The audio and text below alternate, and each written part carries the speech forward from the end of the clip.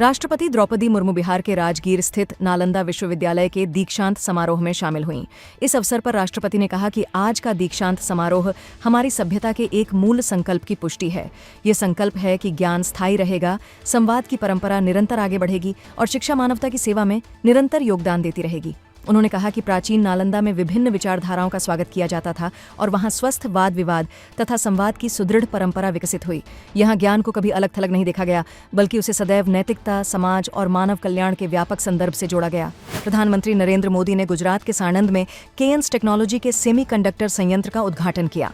इस अवसर पर उन्होंने कहा कि आज की यह उपलब्धि make in India, make for the world के मंत्र को साकार करती है।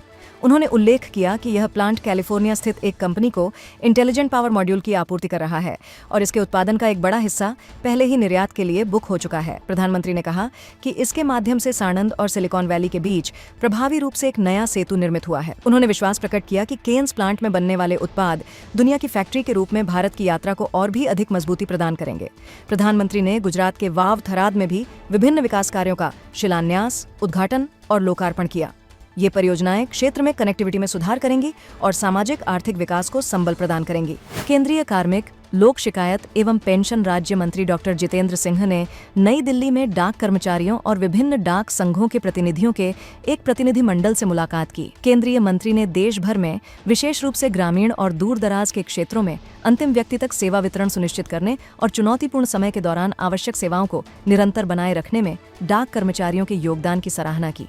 संचार और सेवा वितरण के बदलते स्वरूप का उल्लेख करते हुए उन्होंने उभरती प्रौद्योगिकियों और सार्वजनिक आवश्यकताओं के अनुरूप कार्यबल संरचनाओं और सेवा मॉडलों को दुरुस्त करने की आवश्यकता पर बल दिया। रक्षा मंत्रालय और भारत इलेक्ट्रॉनिक्स लिमिटेड ने नई दिल्ली में भारतीय वायुसेना के लिए माउंटेन रडार की खरीद हेतु 1950 करोड़ रुपए के एक महत्वपूर्ण अनुबंध पर हस्ताक्षर किए।